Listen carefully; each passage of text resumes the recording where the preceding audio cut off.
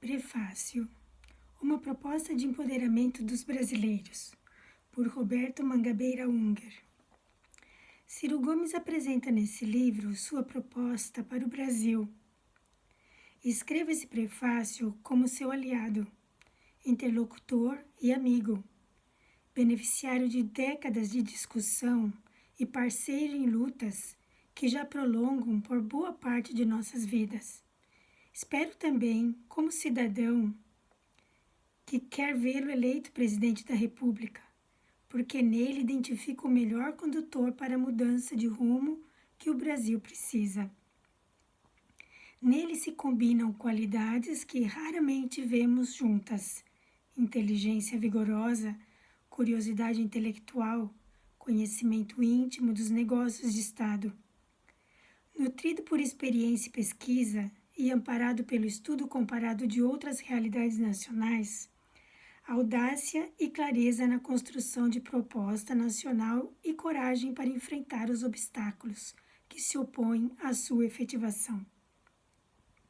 A coragem não é a maior virtude, ela constitui, porém, a virtude habilitadora. Sem ela, todas as outras virtudes se esterilizam. Clareza para ver a fibra, para enfrentar, é o que Ciro Gomes tem a rodo. É comum, mesmo entre os líderes políticos mais talentosos, imaginar que, uma vez no poder, só precisam se preocupar em construir alianças e separar os interesses contrários.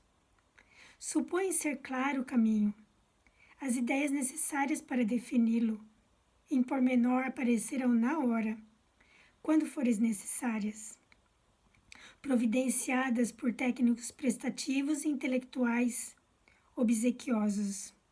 Os esquerdistas, em particular, costumam fingir, esconder, por razões táticas, um plano que não tem. Ciro Gomes sempre compreendeu que de todos os meios que escasseiam para mudar a sociedade, o mais escasso são as ideias. Elas não se apresentam como convocadas.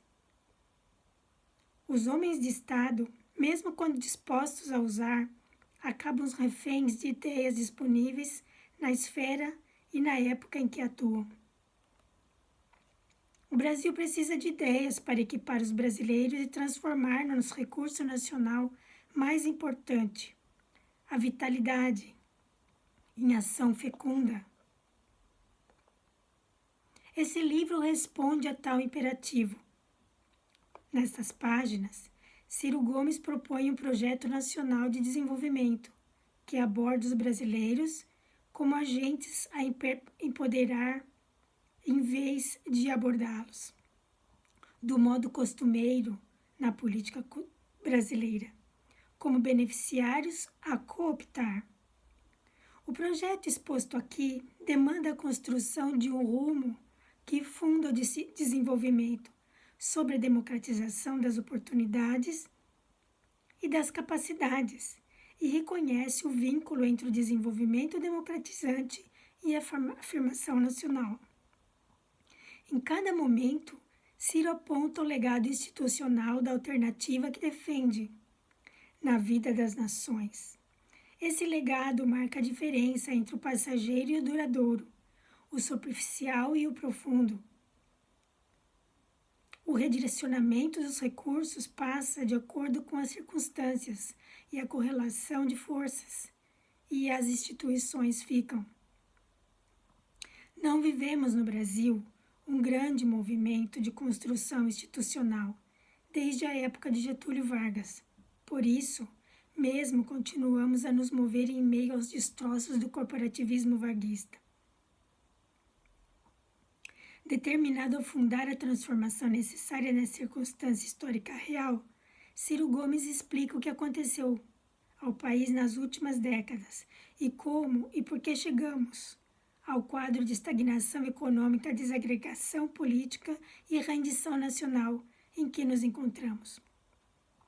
Para isso, ele contrasta sua proposta com dois ideários que predominam nos governos desse período: Um deles que atravessou os mandatos de Fernando Collor, Itamar Franco e Fernando Henrique Cardoso na década de 90 e ressurgiu como Michel Temer e Jair Bolsonaro nos últimos anos.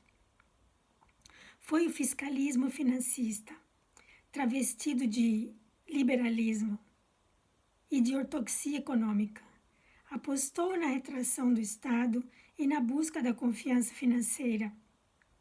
Atuou na suposição desmentida em todo o mundo, de que a obediência trairia o investimento e que nosso país cresceria com o dinheiro dos outros. O realismo fiscal é indispensável, sim, como Ciro Gomes sempre reconheceu e praticou, mas para ganhar a confiança financeira pela razão oposta, para que o Brasil e seu governo não dependam da confiança financeira que possam usar na construção de uma estratégia insubmissa a desenvolvimento. Abdicar da rebeldia e da construção institucional que ele exige foi o maior pecado dessa conspiração contra o nosso futuro. O futuro ideário, o outro ideário, que acabou prevalecendo nos governos petistas, foi o o nacional-consumismo. Teve o mérito de diminuir a pobreza, mas tomou o caminho mais fácil de usar as riquezas naturais do país, na agricultura, na pecuária e na mineração, para pagar a conta do consumo urbano. Em vez de organizar a qualificação do aparato produtivo do país e a capacitação dos brasileiros, aceitou nossa regressão a um primarismo produtivo, do qual a desindustrialização foi apenas um dos aspectos. Renegou a construção de um patrimônio, de um produtivismo exclusivo, voltado para o horizonte da economia do conhecimento, e organizou um sistema geral de cooptação dos pobres pelas transferências sociais, das corporações pelos direitos adquiridos, dos graúdos, dos favores tributários pelo crédito subsidiário e dos rentistas pelos juros desnecessários e irresponsáveis. Quanto à riqueza fácil acabou, a tentativa de dar sobrevida ao modelo econômico malogrado aprofundou a ruína, desorganizando as finanças públicas, e a cooptação multiplicou oportunidades para a corrupção nos acertos entre as elites de poder e de dinheiro. Nesse livro, análise e crítica são apenas preliminares à sua proposta. Nela, Ciro define o caminho nacional marcado pelas seguintes diretrizes, entre outras. Ciro quer ver a produção qualificada de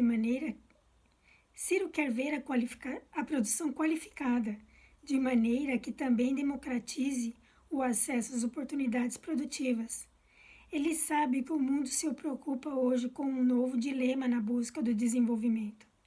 A indústria convencional, como aquela instalada no Sudeste em meados do século passado, deixou de ser vanguarda. Sobrevive apenas como resquício da vanguarda superada ou satélite de nova vanguarda. A economia do conhecimento alternativa seria uma forma socialmente abrangente da nossa vanguarda. A economia do conhecimento, rica em ciência e tecnologia e dedicada à inovação permanente. A economia do conhecimento não se cinge à manufatura avançada das grandes economias do mundo. Exige também nos serviços intelectualmente densos e na agricultura científica e de precisão. Em cada setor, porém, prospera apenas como série de franjas excludentes, mesmo nas economias ricas, com as populações mais educadas. A grande maioria dos trabalhadores e das empresas fica fora dela. Está dado, portanto, o dilema. O atalho tradicional deixou de funcionar. A alternativa parece inacessível. Ciro mostra como podemos enfrentar esse dilema e começar a superá-lo. Ele propõe enfrentá-lo por duas dinâmicas simultâneas. Uma dinâmica de cima para baixo. Aproveita o potencial do complexo agropecuário, do complexo energético, do complexo de saúde, do complexo farmacêutico e do complexo de defesa, como mananciais do vanguardismo produtivo e tecnológico. Outra dinâmica, de baixo para cima, usa os instrumentos de que o Estado brasileiro já dispõe, como o SEBRAE, o SENAI, a Fiocruz, a Embrapa, a FINEP e os bancos públicos, para aproximar parte crescente da multidão de pequenas e médias empresas, os agentes mais importantes da economia brasileira, da vanguarda produtiva. Ciro compreende que não há escala de produtividade socialmente inclusiva que se sustente se a maior parte da nossa força de trabalho continuar jogada no aviltamento salarial, no subemprego e na informalidade, onde pena hoje metade dos trabalhadores, e na precarização, para onde está indo parte crescente dos empregados na economia formal. Além de vergada, sob o jugo das divisas impagáveis, não se podem abolir as novas práticas de produção, de imposição de leis que servem aos interesses das minorias organizadas, mas não aos das maiorias desorganizadas. Porém, não se deve permitir que sob o eufemismo neoliberal da flexibilidade se abandone a maioria à insegurança econômica incontida. Daí, segundo Ciro, a necessidade de construir regras, práticas e políticas se organizem, representem e protejam essa maioria informal ou precarizada e a resgatem do endividamento paralisante. Ciro não fica atrás de qualquer um na defesa do realismo fiscal, que ele entende, junto com a defesa, como parte do escudo de nossa rebeldia nacional. São ideias credenciadas por atos. Ninguém que tenha atuado no primeiro plano da política brasileira se esmerou mais em assegurar superávites fiscais. Não o fez para atender aos mercados financeiros, mas sim para que o país não precisasse se ajoelhar diante dos interesses e preconceitos deles. Sabe como o realismo fiscal exige sacrifício e que, por isso mesmo, só se legitima e se mantém se vier no bojo da mudança de rumo que ofereça oportunidade e capacitação para muitos. Ciro reconhece que a classe média terá que ajudar a pagar a conta junto com os ricos, mas insiste em medidas como a tributação das grandes heranças e doações familiares e dos lucros e dividendos para que os endinheirados tenham que arcar com parte maior do sacrifício nacional. O compromisso com o realismo fiscal dá a Ciro Gomes autoridade para combater, como fez ao longo de sua trajetória, uma pseudo-ortodoxia econômica que usa a política monetária para sacrificar a produção ao rentismo financeiro e a política cambial para disfarçar o empobrecimento do país.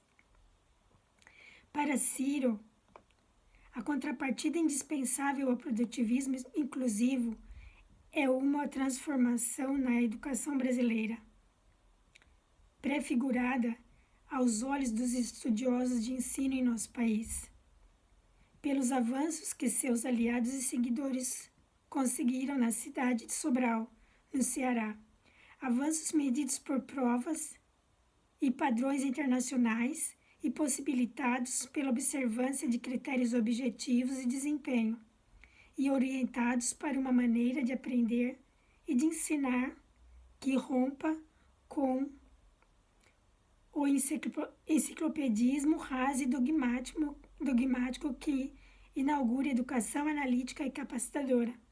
Ciro Gomes entende que, no nosso país continental, desigual e federativo, a qualificação do ensino possa por iniciativas que reconciliem a gestão das escolas pelos estados e municípios com padrões nacionais de investimento e qualidade.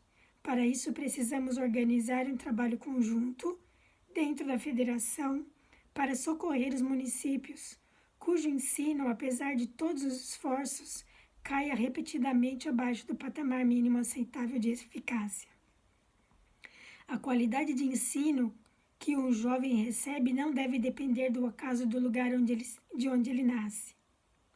Ciro argumenta que uma alternativa nacional desenhada para qualificar e democratizar ao mesmo tempo a produção e o ensino só se efetivará se trocar o chão da realidade regional. Conhecedor do Brasil profundo, ele sabe que nosso país são muitos Brasis. Daí a importância que ele dá à construção de um novo modelo de política regional. Uma política regional desenhada para cada macro e micro-região do Brasil, destinada a acalentar em cada região a construção de novas vantagens.